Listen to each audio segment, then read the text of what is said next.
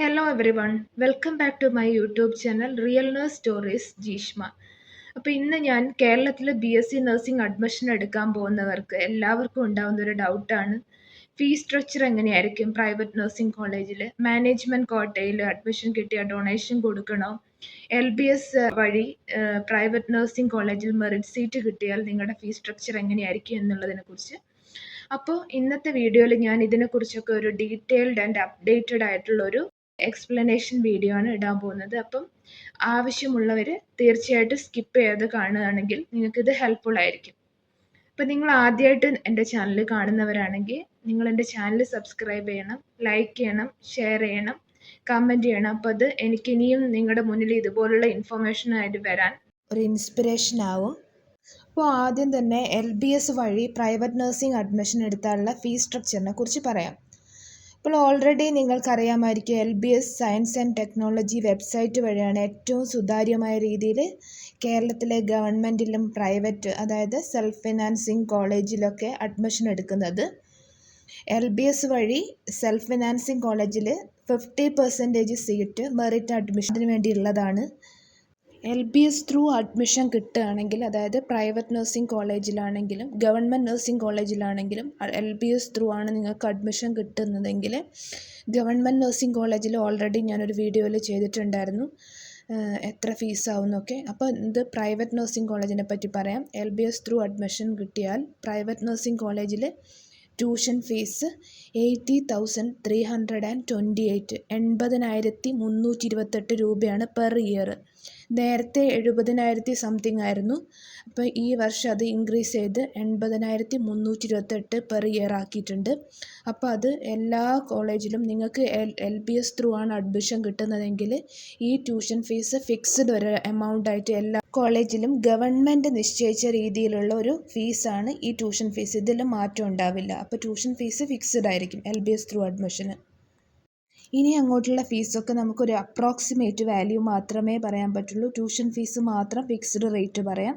ഇപ്പോൾ സ്പെഷ്യൽ ഫീ എന്നും പറഞ്ഞ് ഒരു 17,000 to 23,000 ഓളം ആണ് വാങ്ങിക്കുന്നത്. മോസ്റ്റ്ലി അങ്ങനെയാണ് എല്ലാ കോളേജസിലും LBS ത്രൂ അഡ്മിഷൻ വാങ്ങിക്കുന്നത്.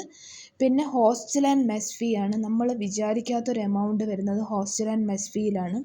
അപ്പോൾ അധിക കോളേജിലും ഞാൻ ഇൻഫർമേഷൻസ് എടുത്തപ്പം 80,000 to 85,000 to ഒരു 1,20,000 25,000 വരെയാണ് അപ്രോക്സിമേറ്റ് റേറ്റ് വരുന്നത്.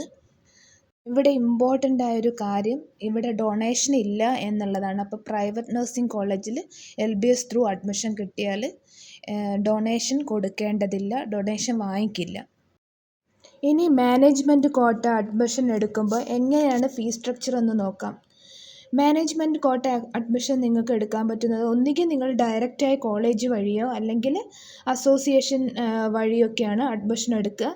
നിങ്ങൾക്ക് LBS വഴിയുള്ള അലോട്ട്മെൻറ്റ് റാങ്ക് ലിസ്റ്റിൽ റാങ്ക് വളരെ കുറവായാലും മാനേജ്മെൻറ്റ് വഴി ഡയറക്റ്റ്, അതായത് മാനേജ്മെൻറ്റ് കോട്ട അഡ്മിഷന് ചാൻസ് കൂടുതലാണ്.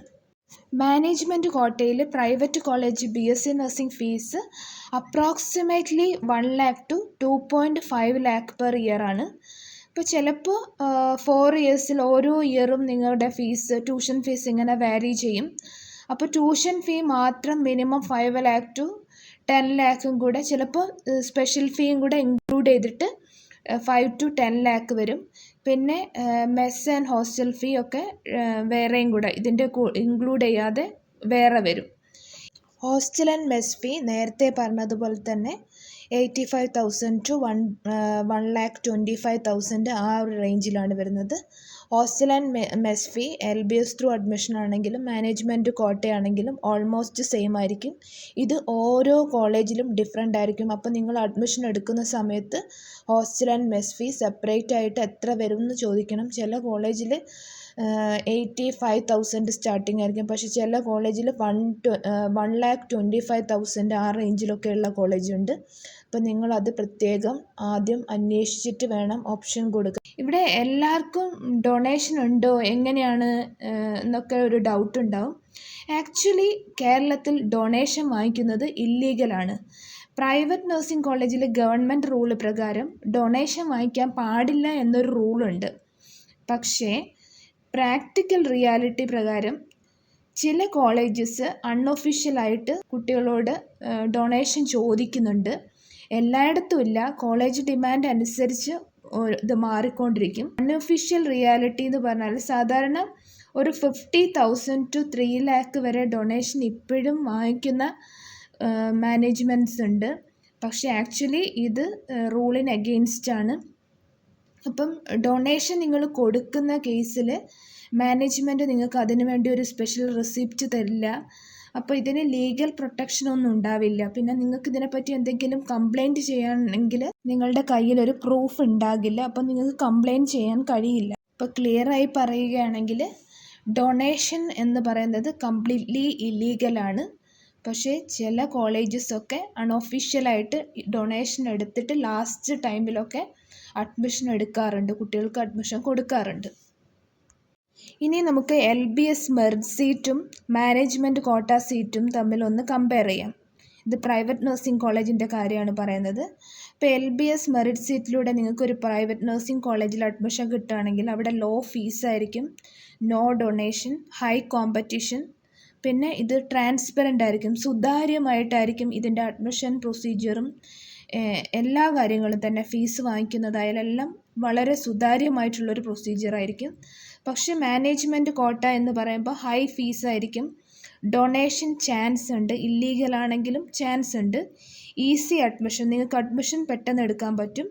പിന്നെ ഇതിൻ്റെ ഒരു അഡ്വാൻറ്റേജ് എന്താണെന്ന് വെച്ചാൽ മാർക്ക് കുറവുള്ള കുട്ടികൾക്ക്, അതായത് LBS മെറിറ്റ് സീറ്റ് കിട്ടാൻ ചാൻസ് ഇല്ലാത്ത കുട്ടികൾക്ക് മാനേജ്മെൻറ്റ് കോട്ടയിലൂടെ അഡ്മിഷൻ കിട്ടാൻ ചാൻസ് ഉണ്ട്.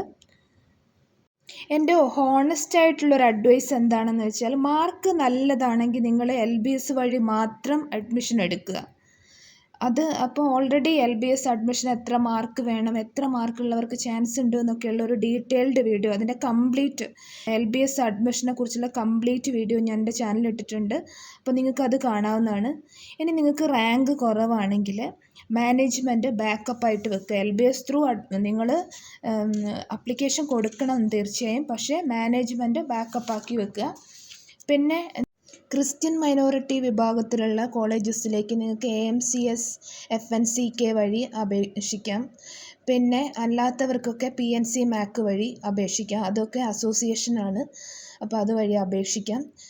മുസ്ലിം കാൻഡിഡേറ്റ്സിന് മുസ്ലിം മൈനോറിറ്റീസ് കോളേജസ് ഉണ്ട്, അവിടെ റിസർവേഷൻ, അവർക്ക് പ്രത്യേക റിസർവേഷൻ ഉണ്ട്. ക്രിസ്ത്യൻസിന് ക്രിസ്ത്യൻ മൈനോറിറ്റി കോളേജസിലും അങ്ങനെ അവർക്ക് അപ്ലിക്കേഷൻ കൊടുക്കാവുന്നതാണ്.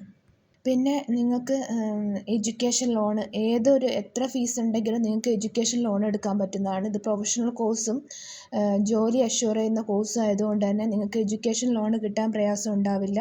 ഇപ്പോൾ എഡ്യൂക്കേഷൻ ലോണിൻ്റെ സബ്സിഡി കിട്ടേണ്ടത് എങ്ങനെയാണെന്നൊക്കെ ഞാൻ ഓൾറെഡി വീഡിയോ അപ്ലോഡ് ചെയ്തിട്ടുണ്ട്.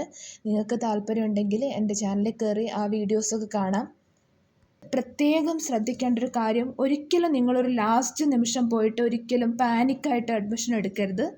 ആ ടൈമിൽ മാനേജ്മെൻറ്റ് മാക്സിമം നിങ്ങളുടെ കയ്യിൽ നിന്ന് ഡൊണേഷൻ വാങ്ങിക്കാൻ ചാൻസ് ഉണ്ട്. അപ്പോൾ ഒരിക്കലും ലാസ്റ്റ് നിമിഷത്ത് പോയിട്ട് ഒരു ഹറിബറി അഡ്മിഷൻ ഒഴിവാക്കുന്നതാണ് നല്ലത്. അപ്പോൾ ഈ വീഡിയോ നിങ്ങൾക്ക് യൂസ്ഫുള്ളായിട്ട് തോന്നുകയാണെങ്കിൽ ലൈക്ക് ചെയ്യണം, ഷെയർ ചെയ്യണം. എൻ്റെ ചാനൽ സബ്സ്ക്രൈബ് ചെയ്ത് ബെല്ലൈക്കൺ പ്രസ് ചെയ്താൽ നിങ്ങൾക്ക് ആവശ്യമായിട്ടുള്ള വീഡിയോസ് നിങ്ങൾക്ക് കാണാൻ കഴിയും. എന്തെങ്കിലും ഡൗട്ട്സ് നിങ്ങൾക്ക് നഴ്സിംഗ് അഡ്മിഷനെ ചൊല്ലിയിട്ടുണ്ടെങ്കിൽ കമൻറ്റ് സെക്ഷനിൽ ചോദിച്ചാൽ ഞാൻ റിപ്ലൈ തരും. അപ്പോൾ all the best. Thank you for watching.